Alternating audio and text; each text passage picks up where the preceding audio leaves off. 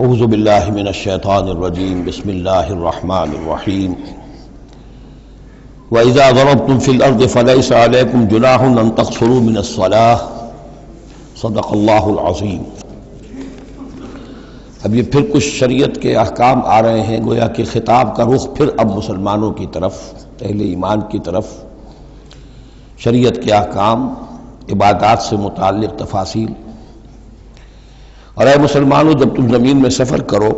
تو کوئی حرج نہیں ہے تم پر، کوئی گناہ نہیں ہے کہ تم کچھ کم کر لیا کرو نماز میں۔ ان خفتم ان یفتنکم الذین کفروا، اگر تمہیں اندیشہ ہو کہ تم کو نقصان پہنچائیں گے کافر۔ ان الکافرین کانوا لکم عدوا مبینا، یقیناً یہ کافر تمہارے کھلے دشمن ہیں۔ یہ ہے قصر صلاۃ، لیکن صلاۃ الخوف کی حالت میں، جنگ کی حالت میں قصر کا حکم۔ اور اس میں بھی خاص طور پر جو صورتحال تھی کہ جب حضور کے ساتھ ہوتے تھے تو اب اگر شکل یہ ہوتی کہ آدھا آدھا لشکر علیحدہ علیحدہ نماز پڑھے اور پھر حضور ایک کے ساتھ نماز پڑھیں تو دوسروں کو محرومی کا احساس ہوتا۔ لہذا آپ دیکھیے کہ ایک بہت عمدہ تدبیر بتائی گئی۔ فَإِذَا كُنْتَ فِيهِمْ، تو اے نبی جب آپ بھی ان کے اندر موجود ہوں، فَأَقَمْتَ لَهُمُ الصَّلَاةَ، اور آپ نے ان کے لیے نماز کھڑی کر دی ہو، فَلْتَقُمْ طَائِفَةٌ مِّنْهُمْ مَعَكَ، تو ان میں سے ایک گروہ کو تو کھڑے ہونا چاہیے آپ کے ساتھ، وَلْيَأْخُذُوا أَسْلِحَتَهُمْ، اور جو دوسرے ہیں وہ اپنا اسلحہ لے کر وہ چاق و چوبند رہیں۔ فَإِذَا سَجَدُوا فَلْيَكُونُوا مِن وَرَائِكُمْ، تاکہ جب تم سجدہ کرو، جو حضور کے ساتھ نماز پڑھ رہے سجدے میں جائیں تو وہ دوسرا گروہ جو ہے جو نماز میں شریک نہیں ہے وہ ان کی حفاظت کرے، کھڑے رہیں ان کے پیچھے۔ وَلْتَأْتِ طَائِفَةٌ أُخْرَىٰ، اب اس کے بعد ہوتا کیا تھا کہ حضور نے ایک رکعت نماز پڑھا دی اور آپ بیٹھے رہے، دوسری رکعت کے لیے اٹھے نہیں۔ دوسری رکعت مسلمانوں نے خود ادا کر لی۔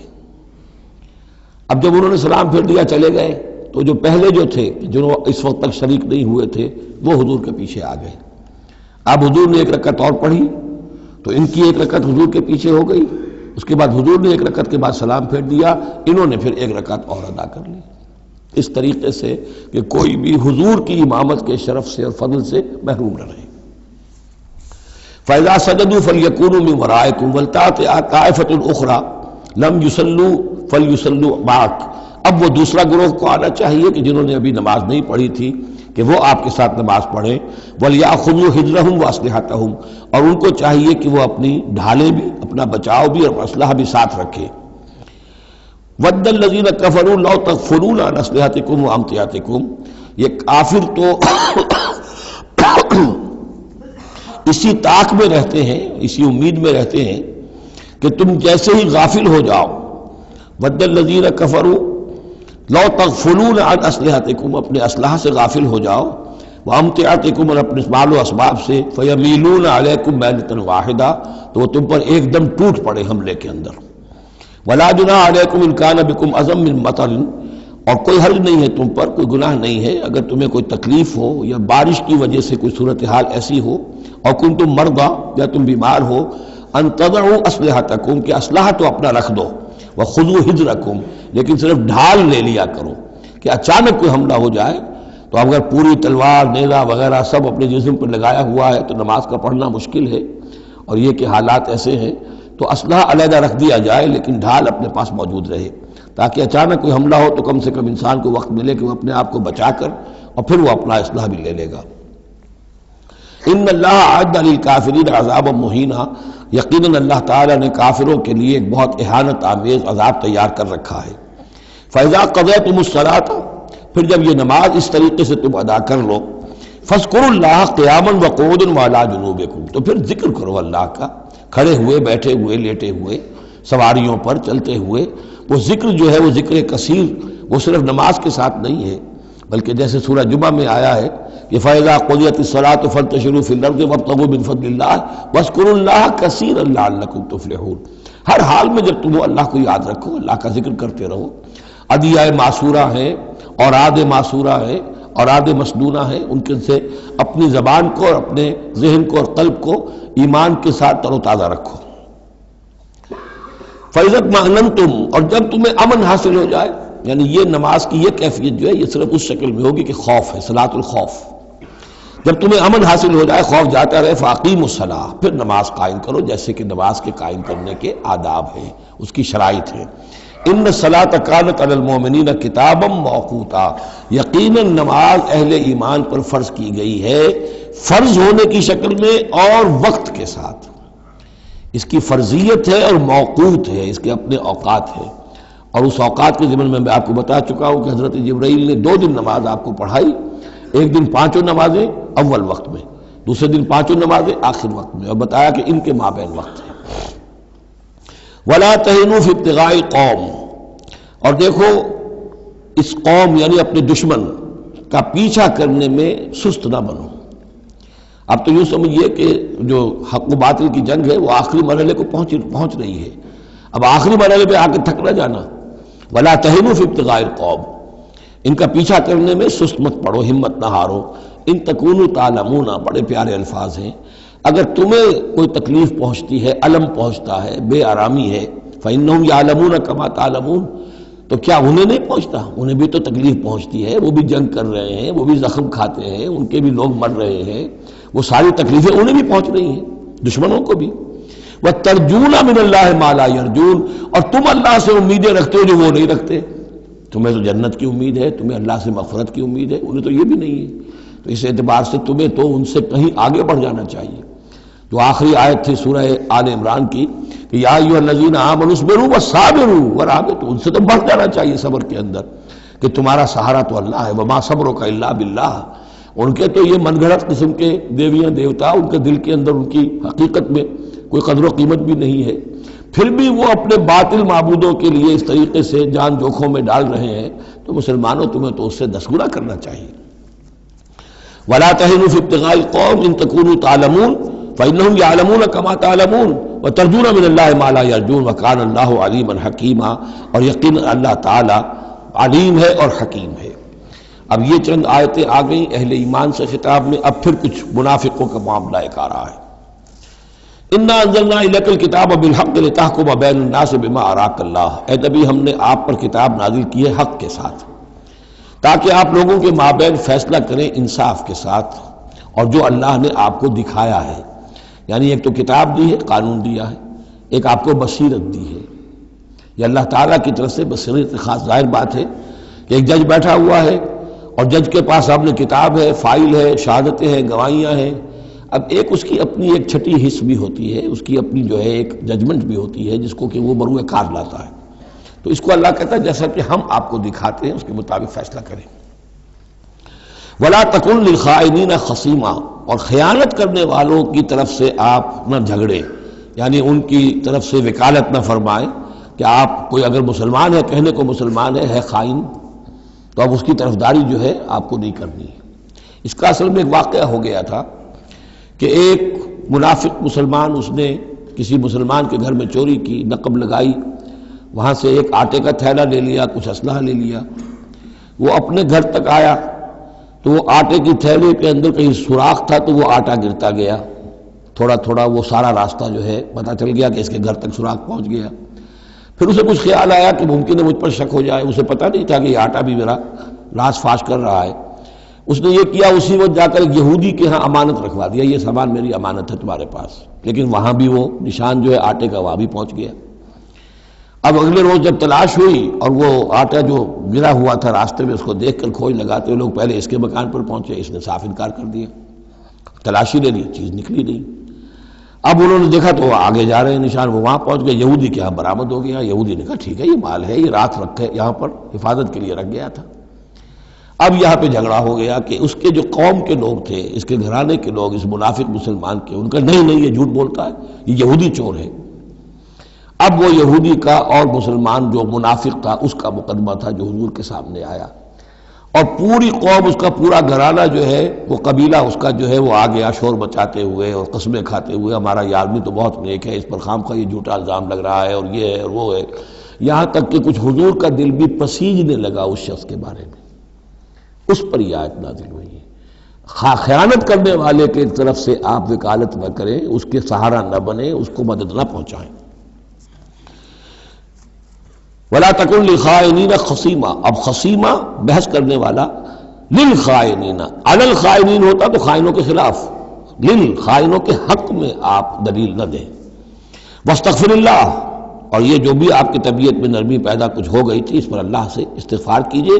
ان اللہ کان غفورا رحیما، یقیناً اللہ تعالیٰ بخشنے والا اور رحیم ہے۔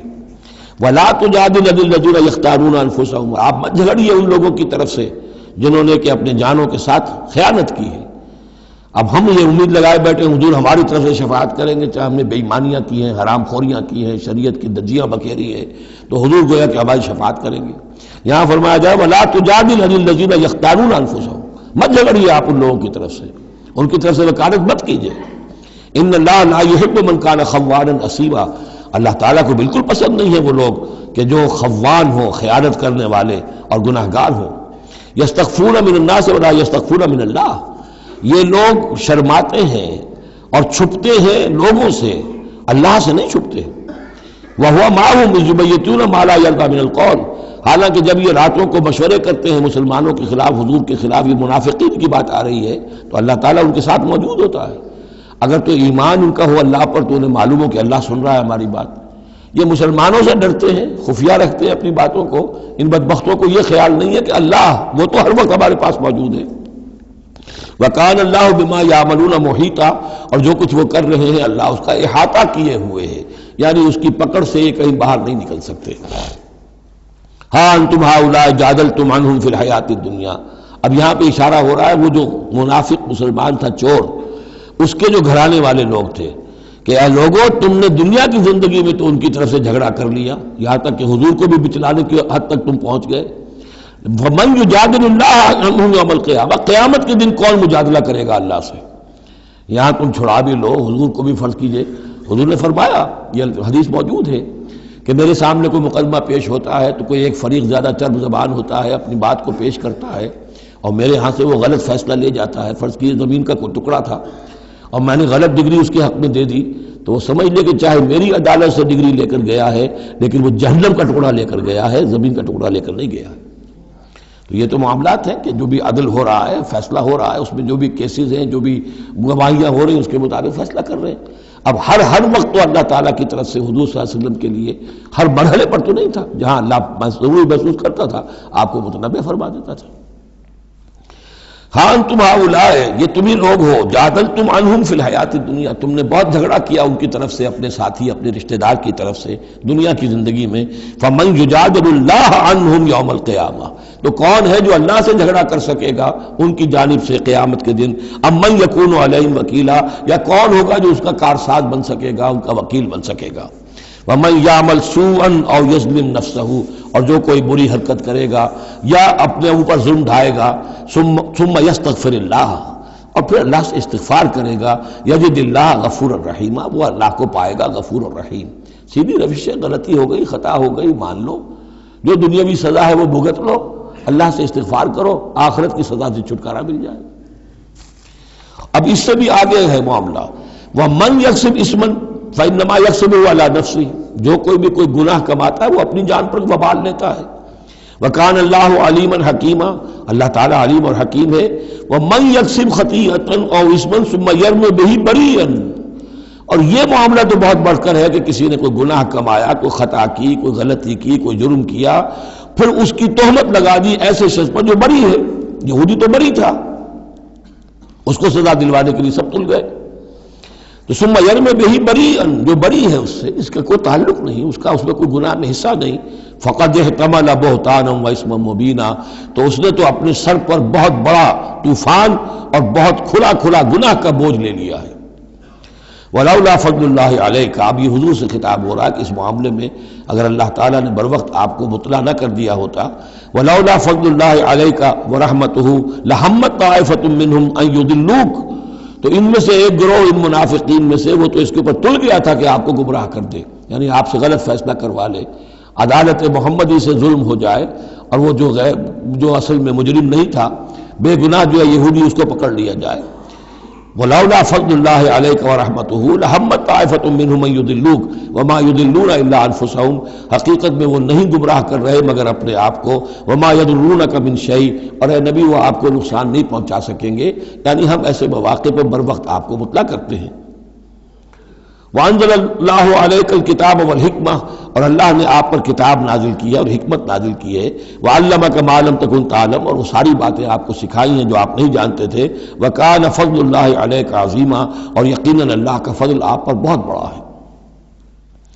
لا خیر فی کثیر من نجواہم، اب یہ چونکہ منافقین تھے یہ اپنے نجوا کرتے تھے، علیحدہ بیٹھ کے گفتگویں کرنا، سرگوشیاں کرنا، اور طرح طرح کے نجوا ہوتے تھے، بیٹھے باتیں بھی کر رہے ہیں، مسکرا بھی رہے ہیں کسی کو دیکھ کر تاکہ اس کے دل میں خلجان پیدا ہو جائے، یہ میرے بارے میں کوئی باتیں کر رہے ہیں، اشارے بھی کر رہے ہیں، تو 100 طرح سے ہتھ کنڈے، اور یہ ہماری مجلسوں میں بھی ہوتا ہے، یہ سارے معاملات جو کہ انسانی معاشرے کے اندر جیسے ہوتے تھے آج بھی ہوتے ہیں۔ لا خیر فی کثیر من نجواہم، یہ جو نجوا کرتے ہیں، سرگوشیاں کرتے ہیں، ان میں سے اکثر میں کوئی خیر نہیں ہے، الا من امر بصدقۃ، ہاں ایک بات ہو سکتی ہے، خاموشی سے کسی کو علیحدگی میں لے جا کر کسی صدقے کی اس کو تلقین کی جائے کہ بھائی دیکھو تمہیں اللہ نے غنی کیا ہے، یہ محتاج ہے میں جانتا ہوں، تو علیحدگی بجائے اس کے کہ پبلک میں اس سے بات کرو، اسے علیحدہ جا کے سمجھاؤ، یہ اچھی بات ہے۔ او معروف، یا کسی اور نیکی کا حکم دے، او اصلاح بین الناس، یا لوگوں کے معاملات کو درست کرنے کے لیے، دو بھائی جھگڑ پڑے ہیں تو کرنا پڑتا ہے یہ کہ ایک سے جا کر بات سنیے، پھر اس کی بات جو ہے اس کو اچھی شکل میں پیش کیجئے دوسرے بھائی کے پاس کہ آپ کو مغالطہ ہوا، انہوں نے یہ بات یوں نہیں کہی تھی یوں کہی تھی، اس طریقے سے جو بھی کوئی ہو رہا ہو علیحدہ علیحدہ خفیہ گفتگو،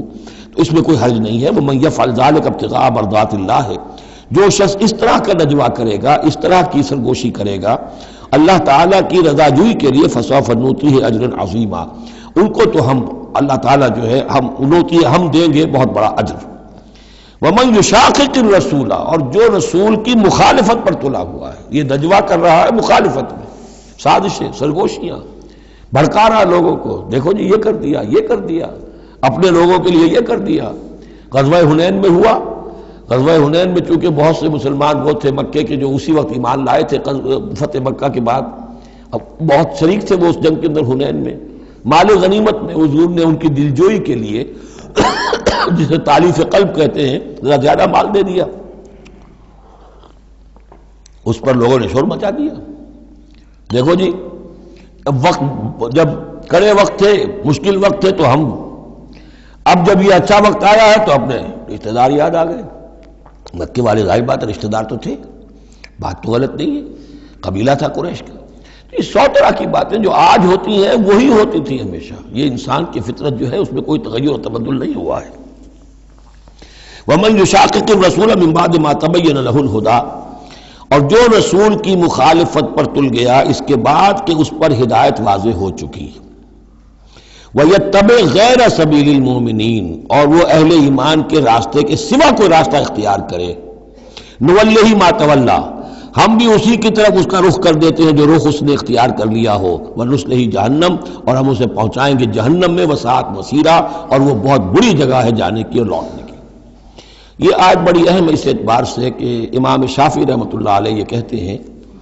کہ میں نے اجماع کا جو معاملہ ہے قرآن مجید سے تلاش کرنے کی کوشش کی اور مجھے نہیں ملا، یعنی اللہ کے اطاعت یہ تو ٹھیک ہے جو قرآن میں آیا ہے وہ قانون کا ایک سورس ہے، حضور کا فرمان، حضور کی سنت سورس ہے، اسی طرح اجتہاد وہ بھی سمجھ میں آ گیا، یہ اجماع کس شے کا نام ہے، قرآن میں کہیں ذکر نہیں آیا۔ تو کہتے ہیں کہ میں نے 300 مرتبہ پورا قرآن پڑھا شروع سے آخر تک، صرف اس ایک مسئلے کو سامنے رکھ کر کہ مجھے اجماع کے لیے کوئی دلیل قرآن سے ملے، تب اس آیت پر آ کر 301ویں مرتبہ پھر نگاہ جمی، وَيَتَّبِعْ غَيْرَ سَبِيلِ الْمُؤْمِنِينَ، یعنی گویا کہ اہل ایمان کا جو راستہ ہے جس پر اجماع ہو گیا اہل ایمان کا، یہ خود اپنی جگہ ایک بہت بڑی سند ہے، اس لیے کہ حضور نے فرمایا میری امت ضلالت پر کبھی جمع نہیں ہوگی۔ تو جن چیز پر اجماع ہو جائے وہ گویا کہ وہ خود اپنی جگہ پر وہ اس کو ایک حیثیت حاصل ہو جاتی ہے، اوتھینٹسٹی۔ ان اللہ لا یغفر ان یشرک بہ، دوبارہ پھر وہ آیت آ گئی، اللہ تعالیٰ ہرگز نہیں بخشے گا اس سے کہ اس کے ساتھ شرک کیا جائے، ویغفر ما دون ذلک، اور بخش دے گا اس کے سوا جو کچھ ہے اس سے کمتر ہے، لمن یشاء، جس کو چاہے گا، یہ بھی کوئی فری لائسنس نہیں۔ ومن یشرک باللہ فقد ضل ضلالا بعیدا، اور جو شرک کرتا ہے اللہ کے ساتھ تو وہ تو پھر گمراہ ہو گیا اور گمراہی میں بھی بہت دور نکل گیا۔ ان یدعون من دونہ الا اناثا، اب یہاں گویا کہ پہلی مرتبہ آپ دیکھ رہے ہیں کہ وہ مشرکین مکہ کی بات بھی ہو رہی ہے۔ نہیں پکار رہی اللہ کے سوا مگر مؤنث کو، عورتوں کو، اس لیے کہ ان کی دیویاں جو ہیں لات، عزا، منات، لات الہ کی مؤنث ہے، لات، لا اور لات، اور عزا العزیز کا مؤنث ہے، العزیز، العزا، منات، یہ سب جو ہے فیمنن نیمز ہیں۔ ان یدعون من دونہ الا اناثا، نہیں پکار رہے وہ مگر یہ فیمیل ڈیٹیز کو۔ وَإِن يَدْعُونَ إِلَّا شَيْطَانًا مَرِيدًا، اور نہیں پکار رہے یہ مگر در حقیقت شیطان کو پکار رہے ہیں۔ لات کا کوئی وجود نہیں، منات کا کوئی وجود نہیں، ہاں شیطان ضرور ہے جو ان کی پکار سن رہا ہے۔ لعنہ اللہ، اللہ نے اس پر لعنت فرما دی ہے۔ وقال، اور اس نے بھی یہ کہا ہے، لَأَتَّخِذَنَّ مِنْ عِبَادِكَ نَصِيبًا مَفْرُوضًا، اے اللہ میں تیرے بندوں میں سے ایک تو مقرر حصہ تو لے کر ہی چھوڑوں گا، مجھ کو تو اپنے ساتھ جہنم میں پہنچاؤں گا۔ ہم تو ڈوبے ہیں صنم، ان کو بھی لے ڈوبیں گے، ان کو بھی ہم نے چھوڑنا نہیں ہے۔ لعنہ اللہ وقال لأتخذن من عبادك نصیبا مفروضا ولأضلنهم، میں تو لازماً ان کو بہکاؤں گا، ولأمنینہم، ان کے دلوں میں بڑی امیدوں کے چراغ روشن کروں گا، بڑے برائٹ کیریئرز ہیں اس میں، بڑی بڑی تمنائیں ہیں، آرزویں ہیں، لگے رہو اسی کام کے اندر۔ پھر امانیہ ہیں، اللہ بخشی دے گا، اللہ، ہم تو اللہ کے رسول کے امتی ہیں، ہمیں خوف کس بات کا ہے، ہم تو اللہ کے بیٹے ہیں، اس کے بڑے چہیتے ہیں، ہمیں کس کا خوف ہے۔ اور پھر یہ کہ امیدیں بڑی بڑی، طول عمل جس کو کہتے ہیں، دنیا کے لمبے لمبے منصوبے۔ وَلَأُضِلَّنَّهُمْ وَلَأُمَنِّيَنَّهُمْ وَلَآمُرَنَّهُمْ، اور میں انہیں حکم دوں گا، فَلَيُبَتِّكُنَّ آذَانَ الْأَنْعَامِ، پھر میرے حکم سے یہ چوپایوں کے کان چیر دیں گے۔ تو میں بتا چکا ہوں سورہ انعام میں یہ باتیں ساری آئیں گی، فلاں کے نام پر ایک اونٹ کو اس کے کان چیر کر جو ہے آزاد کر دیا، اب اسے کوئی چھیڑ نہیں سکتا، اس کا گوشت نہیں کھایا جا سکتا، اس پر سواری نہیں ہو سکتی، فلاں بت کے یا فلاں ڈیٹی کے نام پر اس کو جو ہے چھوڑ دیا گیا ہے۔ وَلَآمُرَنَّهُمْ، اور میں پھر انہیں حکم دوں گا، فَلَا يُغَيِّرُنَّ خَلْقَ اللَّهِ، وہ اللہ کے خلق میں تبدیلی کریں گے۔ اب جو کچھ آپ دیکھ رہے ہیں کہ مردوں میں عورتوں کے سے انداز، عورتوں میں مردوں کے سے انداز اختیار کرنا، یہ سارا جو کچھ ہو رہا ہے اور اب جو ہو رہا ہے وہ تو یہ سمجھیے جینیٹکس جو ہے، اور اس میں اللہ کی تخلیق میں اب انسان اس جگہ پہنچ گیا ہے کہ وہ اپنا اختیار استعمال کر رہا ہے۔ اللہ کی تخلیق، اس کی سپیشیز بنائی ہوئی،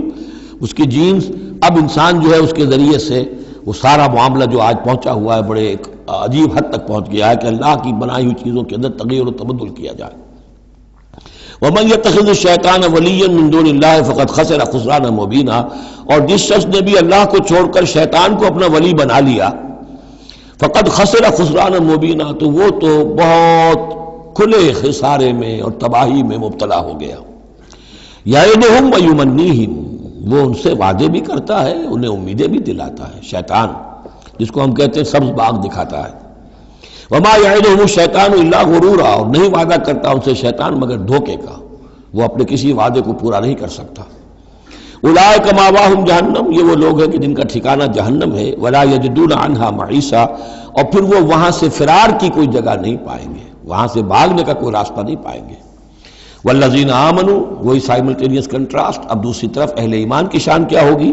والذین آمنوا وعملوا الصالحات، جو لوگ ایمان لائیں اور نیک عمل کریں، سندخلہم جنات تجری من تحتہا الانہار، انہیں ہم عنقریب داخل کریں گے باغات میں جن کے نیچے نہریں بہتی ہوں گی، خالدین فیہا ابدا، جس میں وہ ہمیشہ ہمیش رہیں گے۔ وعد اللہ حقا، اللہ کا یہ وعدہ حق ہے، درست ہے، سچ ہے۔ ومن اصدق من اللہ قیلا، اور اللہ سے بڑھ کر کس کی بات سچی اور زیادہ ہو سکتی ہے؟ کون ہو سکتا ہے اپنے قول میں زیادہ سچا اللہ سے؟ لیس بامانیکم ولا امانی اہل الکتاب، اب یہاں پھر رخ پڑ رہا ہے مسلمانوں کی طرف۔ اے مسلمانوں، نہ تمہاری خواہشات پر کوئی شے موقوف ہے، نہ اہل کتاب کی خواہشات پر۔ تب بھی آ گئی کہ تمہارے اندر بھی یہ خواہشات پیدا ہو جائیں گی، وشفل تھنکنگ پیدا ہو جائیں گی، شفاعت کے دھوکے پر تم حرام خوریاں کرو گے، سب کچھ کرو گے، وہی جو کچھ انہوں نے کیا تم بھی کرو گے۔ لیکن جان لو کہ اللہ کا قانون جو ہے غیر متبدل ہے، وہ بدلے گا نہیں۔ لیسا بامانیکم، نہ تمہاری خواہشات سے، وشفل تھنکنگ سے، تمہاری امانی سے، تمہاری تمناؤں سے کچھ ہوگا، ولا امانی اہل کتاب، نہ اہل کتاب کی امانی سے۔ من یعمل سوءا یجز بہ، جو کوئی برا کام کرے گا اس کی جزا اسے مل کر رہے گی۔ بہت سخت الفاظ ہیں یہ، اگرچہ اس میں نرمی کا پہلو ہے، اس لیے کہ بعض اوقات بدی کی جگہ پر نیکی جو ہے وہ اس کو اثر کو دھو دے گی، لیکن اکاؤنٹ فار تو ہو گیا نا،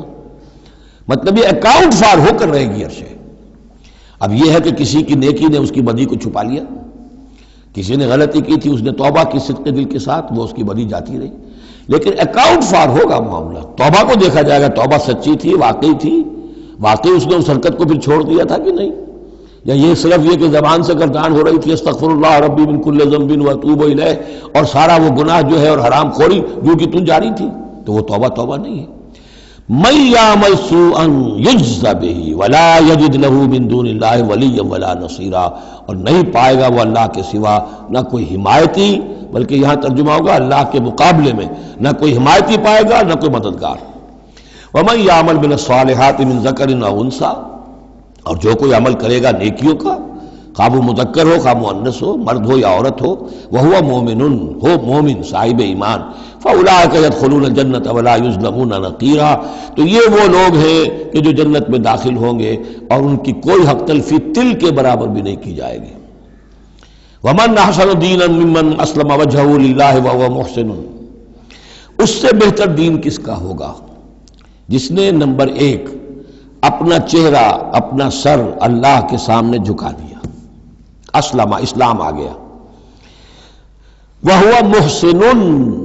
اور یہ احسان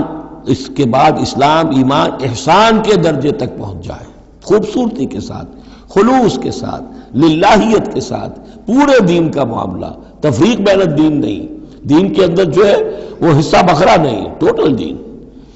ومن احسن دینا ممن اسلم وجہہ للہ وہو محسن واتبع ملت ابراہیم حنیفا، اور اس نے پھر پیروی کی دین ابراہیم کی یکسو ہو کر، یا ابراہیم کی جو یکسو تھا۔ واتخذ اللہ ابراہیم خلیلا، اور اللہ نے تو ابراہیم کو اپنا دوست بنا لیا تھا۔ وَلِلَّهِ مَا فِي السَّمَاوَاتِ وَمَا فِي الْأَرْضِ، اللہ ہی کے لیے ہے جو کچھ کہ ہے آسمانوں میں اور جو کچھ کہ ہے زمین میں۔ وَكَانَ اللَّهُ بِكُلِّ شَيْءٍ مُحِيطًا، اور یقیناً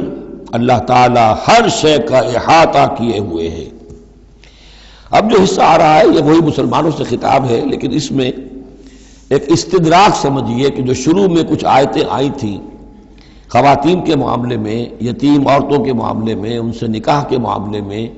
یا طلاق کے معاملے میں، اب اس میں کچھ وضاحتیں، کچھ سوالات مسلمانوں کی طرف سے ہوئے، مزید وضاحتیں طلب کی گئیں تو اللہ نے یہ وضاحتیں نازل کی ہیں، اور یہاں پر ساتھ یہ فرما دیا وَيَسْتَفْتُونَكَ فِي النِّسَاءِ، اے نبی یہ آپ سے عورتوں کے بارے میں سوال کر رہے ہیں، بات پوری طرح ان پر کھلی نہیں ہے، واضح نہیں ہوئی ہے۔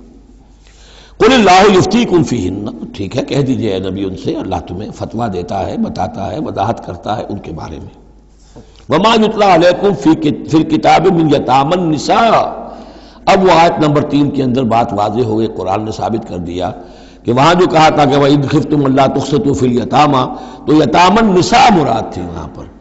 کہ اگر تمہیں اندیشہ یہ ہو کہ یتیم لڑکیوں سے شادی کرو گے تو ان کے ساتھ انصاف نہیں کر سکو گے، اس لیے کہ ان کی طرف سے کوئی ہے نہیں جو ان کے حقوق کا پاسدار ہو اور تم سے کوئی بات پوچھ کر سکے ان کی طرف سے، تو پھر ان سے شادی مت کرو،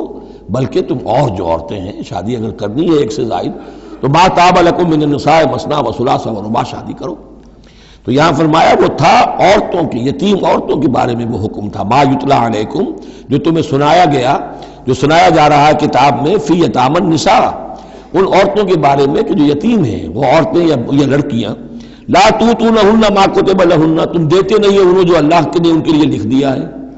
بغیر مہر کے یتیم بچی تھی آپ نے شادی کر لی، کون اس کی طرف سے مہر طلب کرے گا؟ وترغبون ان تنکحوہن، اور چاہتے ہو کہ اسے نکاح بھی کرو، والمستضعفین من الولدان، اسی طرح بچے جو ہیں ان کے ساتھ بھی جو ظلم ہوتا ہے، وان تقوموا للیتامى بالقسط، اور وہ جو ہم نے تمہیں اتنی تفصیل سے احکام دیے ہیں کہ یتیموں کے معاملے میں انصاف پر کاربند رہو، وما تفعلوا من خیر فإن اللہ کان بہ علیما، اور جو خیر بھی تم کرو گے اللہ اس سے واقف ہے، تمہاری نیتوں کو جانتا ہے۔ تو وہ احکام ہے، بنیادی ہدایات دے دی گئی ہیں، اور اس میں اس سے اضافی شے جو ہے وہ یہ ہے کہ تمہاری نیت صاف ہونی چاہیے۔ واللہ یعلم المفسد من المصلح، اللہ جانتا ہے کہ کون حقیقت میں شرارتی ہے اور کون جو ہے اس کی نیت صحیح ہے۔ وَإِنِ امْرَأَةٌ خَافَتْ مِنْ بَعْلِهَا نُشُوزًا، اب دیکھیے ایک نشوز عورت کے لیے آیا تھا کہ اگر واللاتی تخافون نشوزہن، وہ عورتیں، وہ بیویاں کہ جو سرکشی کر رہی ہیں، حکم نہیں مان رہی ہیں، تابع داری نہیں کر رہی ہیں، زدم زدہ پر اڑی ہوئی ہیں، ان کے بارے میں تو آ چکا تھا شروع میں۔ اب یہاں عورتوں پر بھی تو ہو سکتا ہے کہ مرد ظلم کر رہا ہے، مرد جو ہے وہ ان کا حقوق ادا نہیں کر رہا ہے، شوہر جو ہے وہ اپنی قوامیت جو ہے اس کو غلط طریقے پہ استعمال کر رہا ہے، روب ڈالتا ہے، دھونس دیتا ہے، یا اور بری طریقے سے ستاتا ہے، تنگ کرتا ہے، تنگ کر کے وہ مہر معاف کرواتا ہے یا کچھ اور، اگر ذرا اس کے والدین اچھے کھاتے پیتے ہیں تو لاؤ اپنے والدین کے گھر سے۔ یہ ساری گندگیاں جو ہمارے معاشرے میں ہوتی ہیں اور عورتیں بیچاری اس میں پستی ہیں، وہ جو چکی کے دو پارٹوں کے مابین۔ وَإِنِ امْرَأَةٌ خَافَتْ مِنْ بَعْلِهَا نُشُوزًا، اور اگر کسی عورت کو اپنے شوہر سے اندیشہ ہو جائے کہ وہ زیادتی کرے گا، وہ زیادتی کر رہا ہے اور وہ اس کے حقوق ادا نہیں کر رہا، او اعراضاً، یا اب وہ اس کی طرف میلان ہی نہیں رکھتا، اب وہ گویا کہ بیوی ہے ہی نہیں، اس کی طرف کوئی میلان نہیں، کوئی نئی شادی رچائی ہے اور سارا جو ہے توجہ جو ہے وہ اب نئی نویلی دلہن کی طرف ہے، او اعراضاً، جی بھر گیا، توجہ ہٹ گئی، فلا جناح علیہما، تو ان دونوں پر کوئی الزام نہیں ہوگا، ان یصلحا بینہما صلحا، کہ وہ آپس میں بیٹھ کر صلح کر لیں۔ صلح سے مراد یہاں پر اپنا معاملہ طے کر کے اور عورت خلا کر لے، بس صلح خیر۔ لیکن خلا کرنے میں جیسا کہ ہم پڑھ چکے ہیں عورت کو مہر چھوڑنا پڑے گا، لیا تھا تو کچھ واپس کرنا پڑے گا۔ والصلح خیر، صلح اچھی ہے۔ وأحضرت الانفس الشح، البتہ جو انسانی نفس ہے اسے لالچ جو ہے اس پر مسلط رہتا ہے، مرد چاہے گا میرا پورا مہر واپس کرو، عورت چاہے گی کہ مجھے کچھ بھی واپس نہ کرنا پڑے۔ وَإِن تُحْسِنُوا، یہ آ چکا ہے سورہ بقرہ کے اندر، یہ مضامین آ چکے ہیں۔ وَإِن تُحْسِنُوا، اگر تم نیکی کرو، تم مرد ہو، تم مردانگی کا ثبوت دو، اس معاملے کے اندر نرمی کرو، ان کا حق جو ہے زیادہ رکھو۔ وَتَتَّقُوا فَإِنَّ اللَّهَ كَانَ بِمَا تَعْمَلُونَ خَبِيرًا، اور تم تقویٰ کی روش اختیار کرو تو جان لو کہ اللہ تعالیٰ تمہارے تمام اعمال سے باخبر ہے۔ وَلَن تَسْتَطِيعُوا أَن تَعْدِلُوا بَيْنَ النِّسَاءِ، اچھا وہاں یہ آیت بھی آئی تھی کہ وَإِنْ خِفْتُمْ أَلَّا تَعْدِلُوا فَوَاحِدَةً، اگر تمہیں اندیشہ یہ ہو کہ تم اپنی بیویوں پہ اگر ایک سے زائد ہیں، دو ہیں، تین ہیں، چار ہیں، تو عدل نہیں کر سکو گے تو پھر ایک ہی پر اکتفا کرو، پھر دوسری شادی مت کرو۔ تمہیں اطمینان ہے، تمہیں اپنے اوپر یہ اعتماد ہے کہ تم یہ عدل کر سکتے ہو تب دوسری شادی کرو، ورنہ نہیں۔ لیکن اب اس میں جیسا کہ میں نے عرض کیا تھا کہ کچھ چیزیں تو ہوتی ہیں گنتی کی، ناپ تول کی، اس میں تو عدل ہو سکتا ہے، لیکن ایک قلبی میلان جو ہے اس کے اندر تو ظاہر بات ہے انسان کے اختیار میں نہیں ہے۔ حضور صلی اللہ علیہ وسلم نے اپنی تمام ازواج کے لیے ہر چیز گن گن کر، یعنی باریاں بھی مقرر تھیں آپ کی شب باشی کی،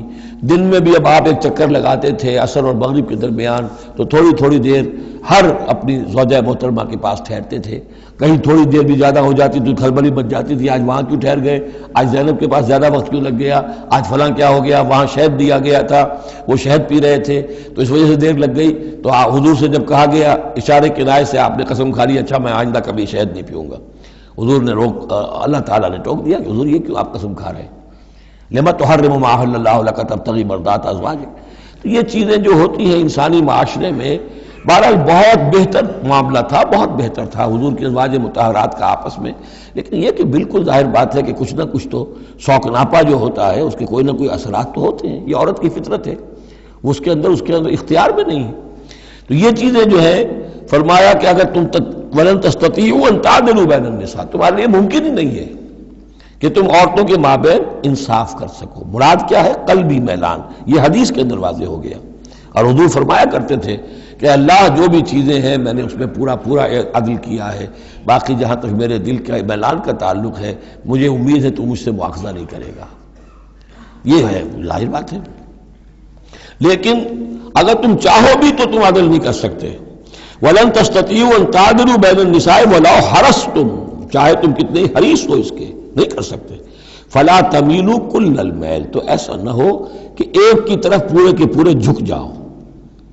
میلان، میل، کل المیل، ایک ہی کی طرف پورا میلان ہو جائے، فَتَذَرُوهَا كَالْمُعَلَّقَةِ، کہ دوسری بیوی معلق ہو کر رہ جائے، اب نہ وہ شوہر والی ہے اور نہ آزاد ہے، اس سے کوئی تعلق ہی نہیں۔ وَإِن تُصْلِحُوا وَتَتَّقُوا، اگر تم اصلاح کر لو اور تقویٰ کی روش اختیار کرو، فَإِنَّ اللَّهَ كَانَ غَفُورًا رَحِيمًا، تو اللہ تعالیٰ بھی غفور اور رحیم ہے۔ وَإِن يَتَفَرَّقَا، اب یہ بہت اہم موضوع ہے کہ ہمارے ہاں طلاق کے بارے میں جو یہ مشہور ہو گیا صحیح ہے، ان ابغض الحلال عند اللہ الطلاق، یہ حلال چیزوں میں سب سے زیادہ اللہ کو ناپسند جو ہے وہ طلاق ہے، لیکن اسے کفر کے درجے تک پہنچایا ہوا ہے۔ لڑائی چل رہی ہے، جھگڑا چل رہا ہے، مزاجوں میں موافقت نہیں ہے، ایک دوسرے کو کوس رہے ہیں، دن رات کا جھگڑا ہے، طلاق نہیں دینی۔ یہ احمقانہ طرز عمل ہے، بالکل احمقانہ، شریعت کی منشا کے بالکل خلاف۔ یہاں آپ دیکھیں کہ ایک طرح کی ترغیب ہے طلاق کی، ترغیب۔ وَإِن يَتَفَرَّقَا، اب اگر وہ متفرق ہو جائیں، علیحدہ ہو جائیں، سیپریشن جو آپ استعمال کرتے ہیں، سیپریٹ ہو جائیں، یغنی اللہ کلا من سعتہ، اللہ دونوں کو اپنی کشادگی کشائش سے غنی کر دے گا۔ ہو سکتا ہے اس عورت کو بھی کوئی بہتر رشتہ مل جائے کہ جو اس سے اس کے ساتھ مزاجی موافقت رکھنے والا ہو، اور اس شوہر کو بھی اللہ تعالیٰ کوئی بہتر بیوی دے دے کہ جس کے اور اس کے درمیان جو ہے مزاج کے اندر موافقت پیدا ہو جائے۔ تو یہ کہ عدم موافقت ہے، لڑتے رہنا ہے، دنگا فساد ہے، لیکن یہ کہ وہ طلاق نہیں دینی ہے، یہ ہندوانہ اثرات ہیں ہم پر نمبر ایک، اور دوسرے عیسائیانہ اثرات ہیں۔ عیسائیت میں بھی طلاق حرام ہے، اس لیے کہ قانون اصل میں شریعت، انجیل میں شریعت اور قانون تو ہے ہی نہیں، لیکن جو حضور نے فرمایا ان ابغض الحلال عند اللہ الطلاق، ایسی ہی کوئی بات حضرت مسیح نے فرمائی کہ طلاق اگر بلا وجہ کوئی شخص طلاق دے دیتا ہے تو یہ ایسا ہی ہے، فرض کیجئے کہ اب وہ عورت جو ہے اس کی وہ بے سہارا رہ گئی، ہو سکتی ہے کہ اس کا آوارہ ہو جائے، تو گویا کہ اب اس کی گناہ کا وبال اس پر ہوگا کہ جس نے اسے طلاق دی ہے، بلا سبب طلاق دے دی۔ اب وہ عورت جو ہے اگر اس کی شادی اور نہیں ہوئی تو اس کی آوارگی کا امکان موجود ہے۔ تو اس کو سمجھنا چاہیے کہ یہ اخلاقی تعلیم تھی، یہ قانونی تعلیم نہیں تھی۔ قانونی تعلیم تو وہی ہے کہ جو تورات کے اندر ہے، حضور حضرت مسیح فرما کر گئے ہیں کہ یہ نہ سمجھو کہ میں قانون کو ختم کرنے آیا ہوں، موزائک لا جو ہے حضرت موسیٰ کی شریعت وہ تم پر نافذ رہے گی، لاگو رہے گی، عائد رہے گی۔ تو قانون قانون ہے، اور اس کے ساتھ اخلاق کی تعلیم ہوتی ہے۔ اس کو انہوں نے قانون بنا دیا، نتیجہ یہ ہوا جب تک بیوی کے اوپر آپ بدکرداری کا الزام ثابت نہ کر دیں آپ طلاق نہیں دے سکتے، لہذا وہ 100 طریقے کر کے پہلے اسے بدکردار بناتے ہیں اور پھر اس کا ثبوت لیتے ہیں، تب جان چھڑاتے ہیں، ورنہ جان چھوڑ نہیں سکتی۔ تو یہ سارا کا سارا معاملہ جو ہے شریعت کے اندر تو جو صحیح راستے رکھ دیے گئے ہیں ان کو اگر چھوڑا جائے گا تو پھر غلط راستے اختیار کرنے پڑیں گے۔ تو ایک ہندوانہ اثرات جو ہمارا پس منظر ہے، اور ایک جدید تہذیب کے جس پر عیسائیت کا غلبہ ہو گیا تھا، ان کے ہاں کے اثرات کی وجہ سے یہ طلاق کا معاملہ ہمارے ہاں تقریباً کفر بنا دیا لوگوں نے۔ وَإِن يَتَفَرَّقَا يُغْنِ اللَّهُ كُلًّا مِّن سَعَتِهِ، اگر وہ علیحدہ ہو جائیں، نہیں مزاجوں کی موافقت ہو رہی، اللہ غنی کر دے گا ہر ایک کو، دونوں کو اپنی وسعت میں سے۔ وَكَانَ اللَّهُ وَاسِعًا حَكِيمًا، اللہ بڑی وسعت رکھنے والا ہے، بڑی سمائی رکھنے والا ہے، اس کے خزانے بڑے وسیع ہیں، حکیم ہے، حکمت والا ہے، اس کا ہر حکم جو ہے وہ حکمت پر مبنی ہے۔ وَلِلَّهِ مَا فِي السَّمَاوَاتِ وَمَا فِي الْأَرْضِ، اللہ ہی کا ہے جو کچھ کہ ہے آسمانوں میں اور جو کچھ کہ ہے زمین میں۔ وَلَقَدْ وَصَّيْنَا الَّذِينَ أُوتُوا الْكِتَابَ مِنْ قَبْلِكُمْ وَإِيَّاكُمْ أَنِ اتَّقُوا اللَّهَ، اور دیکھو مسلمانوں جو تم سے پہلے تھے انہیں بھی ہم نے وصیت کی تھی، جنہیں کتاب دی تھی، اور اب تمہیں بھی وصیت یہی ہے کہ اللہ کا تقوی اختیار کرو۔ اصل شے ہے تقوی، ورنہ شریعت جو ہے اس کا بھی مذاق بن جائے گا۔ اسی لیے حضور کا جو خطبہ ہے بہت مشہور، عام جمعوں میں آپ سنتے بھی ہوں گے، اوصیکم ونفسی بتقوی اللہ، مسلمانوں میں تمہیں بھی وصیت کرتا ہوں اور اپنے نفس کو بھی وصیت کرتا ہوں کہ اللہ کا تقوی اختیار کریں۔ قوا انفسکم واہلیکم نارا، بچاؤ اپنے آپ کو اور اپنے اہل و عیال کو آگ سے۔ تو یہ تقوی جو ہے، وَلَقَدْ وَصَّيْنَا الَّذِينَ أُوتُوا الْكِتَابَ مِنْ قَبْلِكُمْ، تم سے پہلے جن کو کتاب دی گئی تھی انہیں بھی ہم نے وصیت کی تھی، وَإِيَّاكُمْ، اور سن لو تم بھی کان کھول کر، تمہیں بھی یہ وصیت ہے، أَنِ اتَّقُوا اللَّهَ، کہ اللہ کا تقوی اختیار کرو۔ وَإِن تَكْفُرُوا، اگر تم نہ مانو گے، فَإِنَّ لِلَّهِ مَا فِي السَّمَاوَاتِ وَمَا فِي الْأَرْضِ، تو جو کچھ بھی ہے آسمانوں میں اور جو کچھ بھی ہے زمین میں وہ اللہ ہی کا ہے۔ وَكَانَ اللَّهُ غَنِيًّا حَمِيدًا، اور اللہ تعالیٰ تو غنی ہے، اپنی ذات میں خود ستودہ صفات ہے۔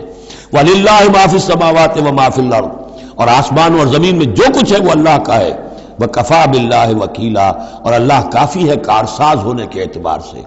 عورت بھی یہ سمجھے میرا کارساز اللہ ہے،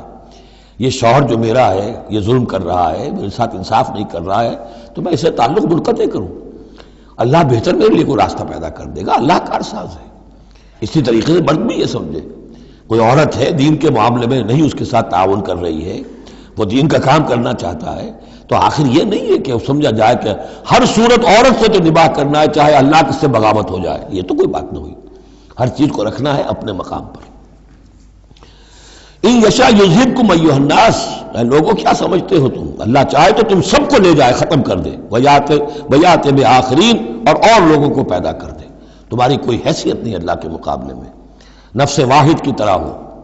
جب چاہے اللہ تعالیٰ تم سب کو نسیہ منسیہ کر دے۔ وَكَانَ اللَّهُ عَلَى ذَلِكَ قَدِيرًا، اور یقیناً اللہ تعالیٰ اس چیز پر قادر ہے۔ مَنْ كَانَ يُرِيدُ ثَوَابَ الدُّنْيَا فَعِندَ اللَّهِ ثَوَابُ الدُّنْيَا وَالْآخِرَةِ،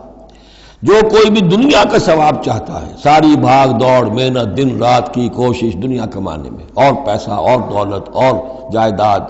اور ترقی، عہدوں میں ترقی، اور اپنی اور زندگی کے اور ان چیزوں کے اندر لگے ہوئے ہیں سارے دن ساری رات، ہاں عند اللہ ثواب الدنیا والآخرہ، اللہ کے پاس تو ثواب دنیا کا بھی آخرت کا بھی ہے۔ تو ہی ناداں چند کلیوں پر قناعت کر گیا، ورنہ گلشن میں علاج تنگی دوراں بھی تھا۔ اللہ سے تم مانگو، دنیا بھی مانگو آخرت بھی مانگو۔ ربنا آتنا فی الدنیا حسنۃ وفی الآخرۃ حسنۃ وقنا عذاب النار، اللہ کے ساتھ اپنے معاملے کو درست کرو، خلوص و اخلاص کے اوپر اپنا تعلق استوار کرو، اس کی طرف سے جو ذمہ داریاں ہیں انہیں ادا کرو، پھر یہ کہ اللہ تعالیٰ دنیا سے بھی نوازے گا۔ من کان یرید ثواب الدنیا فعند اللہ ثواب الدنیا والآخرہ وکان اللہ سمیعا بصیرا، اور اللہ تعالیٰ سب کچھ سننے والا اور دیکھنے والا ہے۔ اب جو آیت آ رہی ہے وہ پھر عظیم ترین آیات میں سے قرآن مجید کی، یا ایھا الذین آمنوا کونوا قوامین بالقسط شہداء للہ ولو علی انفسکم او الوالدین والاقربین ان یکن غنیا او فقیرا فاللہ اولی بہما فلا تتبعوا الہوی ان تعدلوا وان تلووا او تعرضوا فان اللہ کان بما تعملون خبیرا۔ اے اہل ایمان کھڑے ہو جاؤ عدل کو قائم کرنے کے لیے پوری قوت کے ساتھ۔ سورہ آل عمران میں ہم نے کیا پڑھا تھا؟ اللہ قائما بالقسط ہے، شہد اللہ انہ لا الہ الا هو والملائکۃ واولو العلم قائما بالقسط۔ جب اللہ عدل قائم کرنا چاہتا ہے تو اللہ کے اس دنیا میں کارندے کون ہیں؟ اہل ایمان، سپاہی ہیں، اللہ کے سپاہی، لہذا عدل قائم کرے گا اللہ دنیا میں اہل ایمان کے ذریعے۔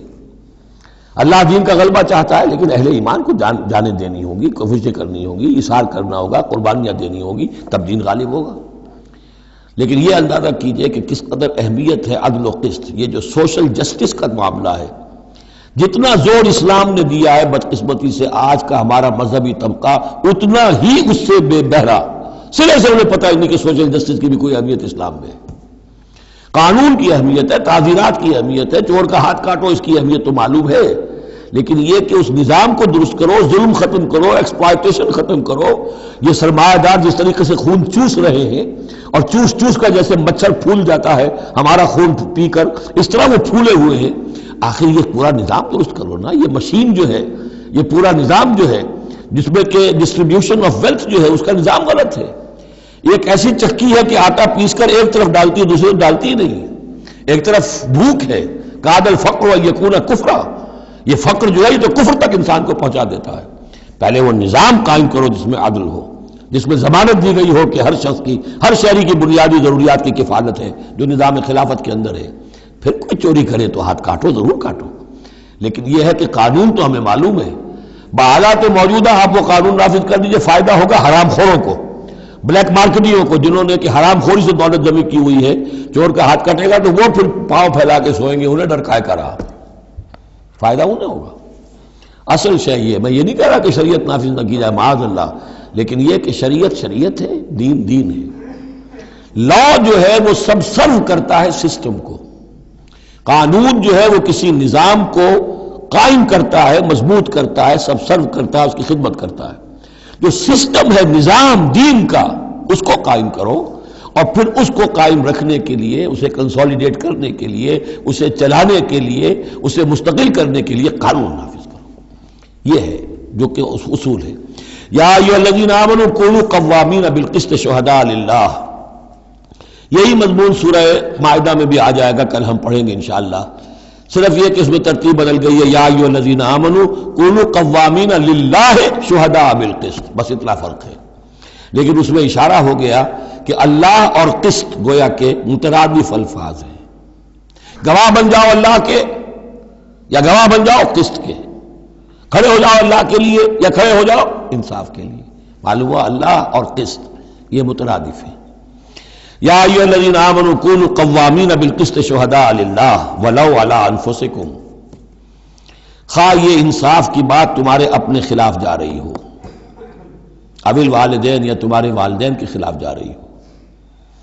والاقربین خواہ تمہارے قرابت داروں کے خلاف جا رہی ہو۔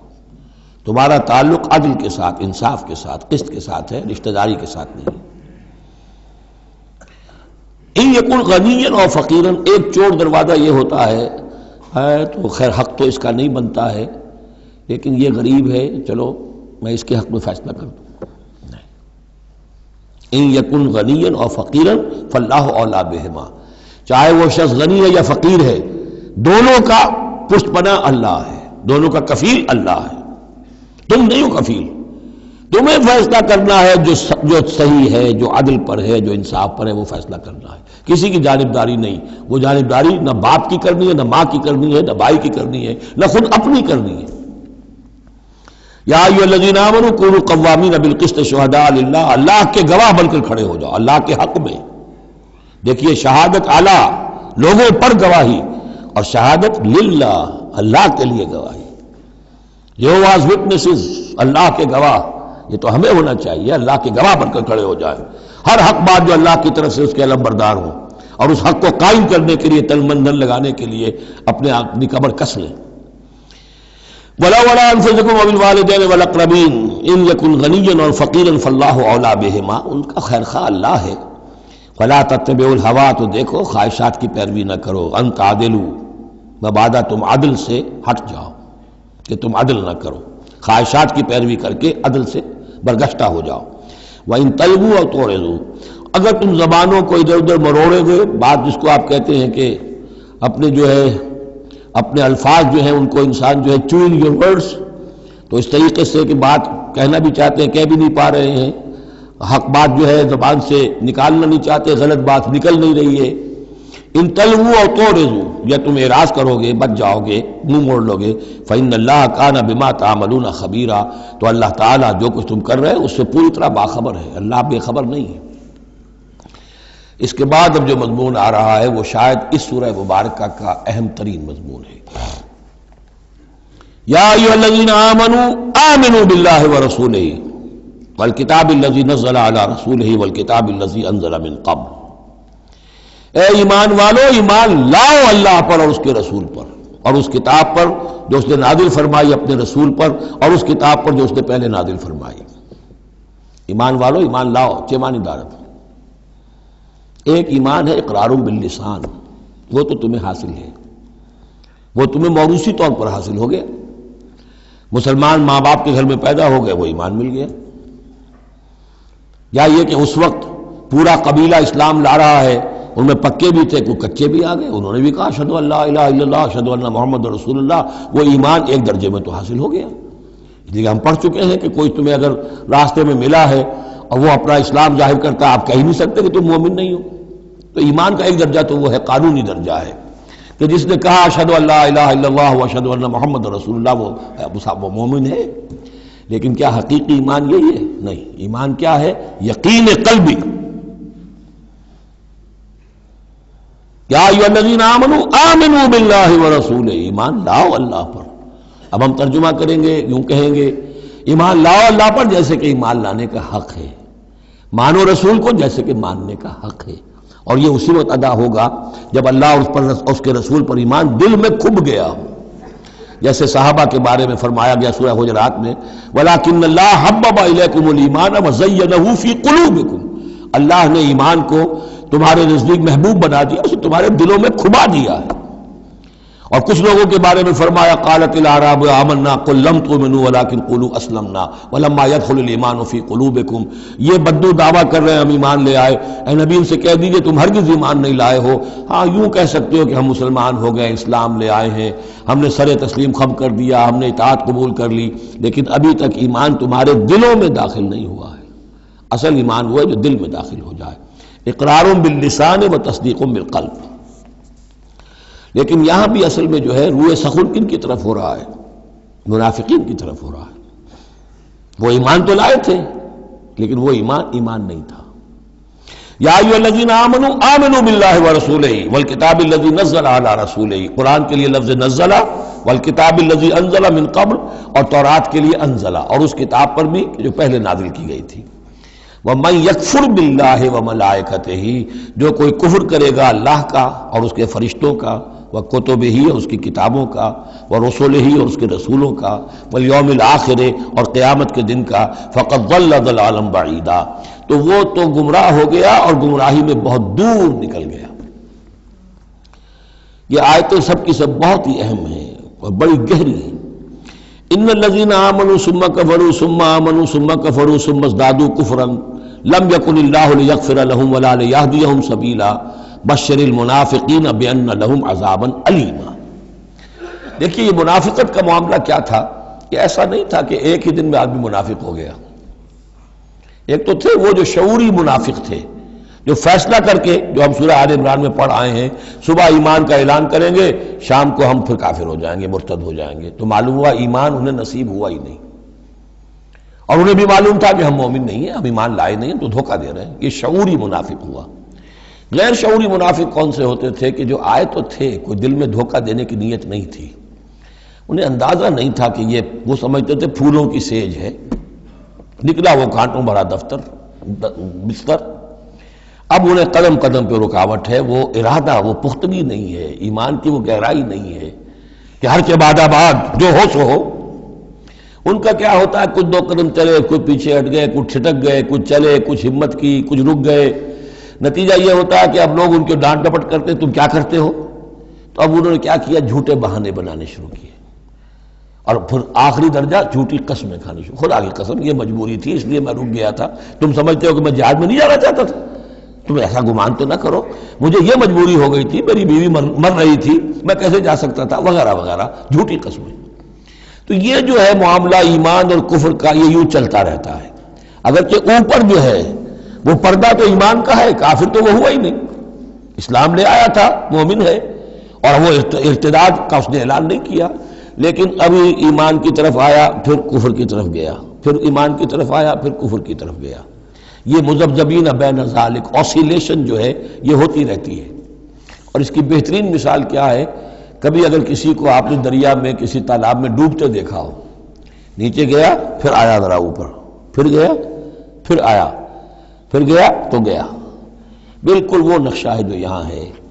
ان الذین آمنوا ثم کفروا، یہاں کفر سے مراد نفاق ہے، کفر قانونی نہیں، کفر حقیقی، کفر معنوی، کفر باطنی. اندر ہی اندر ہو رہا ہے سب کچھ جو ہو رہا ہے. انہوں نے انکار اور اعلان کیا ہی نہیں ہے، اسلام سے انکار نہیں کیا، کفر کا اعلان نہیں کیا، یہ اندر ہو رہا ہے اس کی شخصیت کے باطن میں. ان الذین آمنوا ثم کفروا ثم آمنوا ثم کفروا،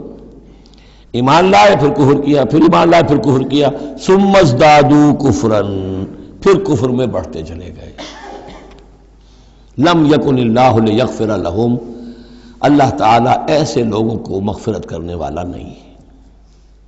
ایسے لوگوں کی مغفرت کرنے والا نہیں. ولا لیہدیہم سبیلا،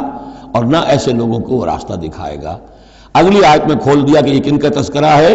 بشر المنافقین بان لہم عذابا علیما، اے نبی ان منافقوں کو بشارت دے دیجئے کہ ان کے لیے دردناک عذاب. یہاں تو آنا ہے تو یکسو ہو کے آؤ، ریزرویشن رکھ کر مت آؤ. وَلَنَبْلُوَنَّكُمْ بِشَيْءٍ مِّنَ الْخَوْفِ وَالْجُوعِ وَنَقْصٍ مِّنَ الْأَمْوَالِ وَالْأَنفُسِ وَالثَّمَرَاتِ، کان کھول کر آؤ.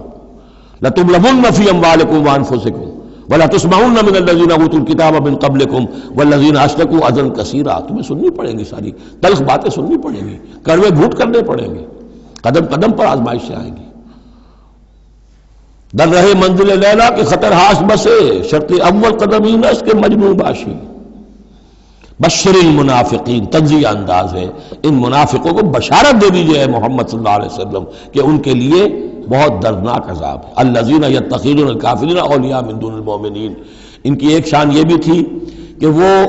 جو کفار تھے ان کو دوست بناتے تھے۔ وہ چاہتے تھے نا don't keep all your eggs in one basket, بالکل یکسو مسلمانوں کے ساتھ ہو جاؤ، کیا پتہ ہے کل پلڑا جو ہے بدل جائے۔ تو کفار کے ساتھ بھی keep some good office with them also, کچھ نہ کچھ ان کے ساتھ رہے معاملہ، کہہ سکیں وقت کے اوپر، تو دوستیاں رکھتے تھے۔ الذین یتخذون الکافرین اولیاء من دون المؤمنین، اہل ایمان کو چھوڑ کر ان کو دوست بناتے ہیں اور ان کو اپنا پشت پناہ بناتے ہیں۔ ایبتغون عندہم العزہ، کیا وہ ان کے اس قرب میں اور ان کی محفلوں میں جا جا کر عزت چاہتے ہیں، عزت کی تلاشی ہے۔ امریکہ جانا، کلنٹن صاحب سے ملنا بہت بڑا اعزاز ہے، اتنے بڑا اعزاز مل گیا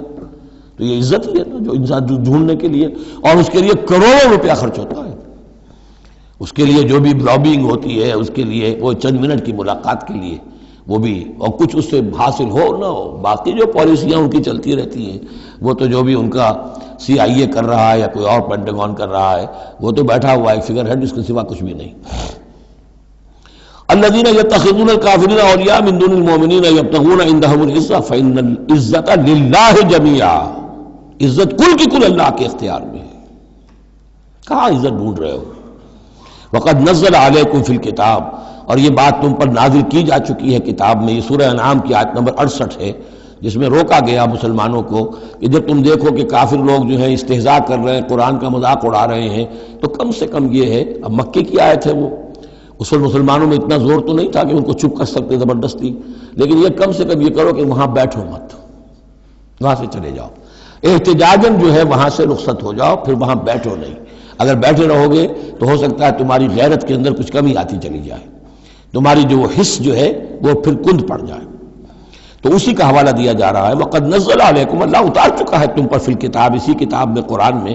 ان اذا سمعتم آیات اللہ یکفر بہا، جب تم سنو کہ آیات کا کفر کیا جا رہا ہے، وہ یستہزأ بہا، اور ان کا مذاق اڑایا جا رہا ہے، فلا تقعدوا معہم، تو ان کے ساتھ مت بیٹھو، حتی یخوضوا فی حدیث غیرہ، یہاں تک کہ پھر وہ کسی اور بات میں لگ جائیں، پھر دوبارہ آ جاؤ، کوئی حرج نہیں، کوئی اور بات ہے، اس لیے کہ بہرحال ان کو کوئی نے تبلیغ کرنی ہے، ان سے گفتگو کرنی ہے، تعلق منقطع نہیں کرنا، لیکن جب وہ یہ حرکت کر رہے ہو تب ان کے قریب مت بیٹھو۔ انکم اذا مثلہم، اگر تم بھی بیٹھے رہو گے اس وقت اسی حالت میں ان کے ساتھ تو پھر تم بھی ان جیسے ہو جاؤ گے۔ ان اللہ جامع المنافقین والکافرین فی جہنم جمیعا، یقیناً اللہ تعالیٰ جمع کر کے رہے گا منافقوں کو بھی اور کافروں کو بھی جہنم میں سب کو۔ الذین یتربصون بکم، وہ جو تمہارے لیے ایک انتظار کی حالت میں ہیں، دیکھنا چاہتے ہیں، دیکھیے اونٹ کس کروٹ بیٹھتا ہے، تیل دیکھو، تیل کی دھار دیکھو، آخری فتح مسلمانوں کو ہوتی ہے یا کفار کو ہوتی ہے، دونوں کے ساتھ کچھ نہ کچھ تعلقات رکھو تاکہ وقت جو بھی ہو، جو بھی صورتحال سچویشن جو بھی ہو جائے، ہم اس کے اندر اپنے بچاؤ کی کوئی شکل کر لیں۔ تو الذین یتربصون بکم، وہ تمہاری طاق میں ہیں، منتظر ہیں، سوچ رہے ہیں۔ فَإِن كَانَ لَكُمْ فَتْحٌ مِّنَ اللَّهِ، تو اگر تمہیں فتح مل جاتی ہے اللہ تعالیٰ کے فضل و کرم سے، قَالُوا أَلَمْ نَكُن مَّعَكُمْ، وہ آ جائیں گے، ہم بھی تو آپ کے ساتھ تھے، مسلمان تھے، ہمارا بھی حصہ نکالیے مال غنیمت میں سے۔ وَإِن كَانَ لِلْكَافِرِينَ نَصِيبٌ، اور اگر کوئی حصہ پہنچ جائے کافروں کو، کوئی فتح ہونے وقتی طور پر حاصل ہو جائے، ان کا پلڑا بھاری ہو جائے، قالوا، تو وہ کہے کہ اپنے ان کافروں ساتھیوں سے، أَلَمْ نَسْتَحْوِذْ عَلَيْكُمْ، کیا ہم نے آپ کا گھیراؤ نہیں کر لیا تھا، ہم نے آپ کو بچایا ہوا تھا کہ یہ مسلمان جو ہیں، ہم تو اوٹ بنے ہوئے تھے اصل میں، آپ سمجھتے ہیں مسلمانوں کے ساتھ ہو کر ہم جنگ کرنے آئے تھے، نہیں، ہم اس لیے آئے تھے کہ مسلمانوں کے حملوں سے آپ کو بچائیں۔ أَلَمْ نَسْتَحْوِذْ عَلَيْكُمْ وَنَمْنَعْكُمْ مِنَ الْمُؤْمِنِينَ، ہم نے تو بچایا ہے آپ کو مسلمانوں سے۔ فَاللَّهُ يَحْكُمُ بَيْنَكُمْ يَوْمَ الْقِيَامَةِ، تو اللہ ہی فیصلہ کرے گا تمہارے مابین قیامت کے دن۔ وَلَن يَجْعَلَ اللَّهُ لِلْكَافِرِينَ عَلَى الْمُؤْمِنِينَ سَبِيلًا، اور اللہ تعالیٰ کافروں کو اہل ایمان کے مقابلے میں راہیاب نہیں کرے گا۔ ان المنافقون یخادعون اللہ وهو خادعهم، یہ منافق اللہ کو دھوکہ دینے کی کوشش کر رہے ہیں اور اللہ انہیں دھوکہ دے رہا ہے۔ وَإِذَا قَامُوا إِلَى الصَّلَاةِ قَامُوا كُسَالَىٰ، جب نماز کے لیے بھی کھڑے ہوتے ہیں تو کسل بندی کے ساتھ کھڑے ہوتے ہیں، طبیعت میں بشاشت نہیں ہوتی۔ یراؤون الناس، لوگوں کو دکھاوے کے لیے، ولا یذکرون الا قلیلا، ولا یذکرون اللہ الا قلیلا، اور نہیں ذکر کرتے حقیقت میں اللہ کا مگر بہت کم۔ بارک اللہ لی و لکم فی القرآن العظیم ونفعنی وإیاکم بالآیات والذکر الحکیم۔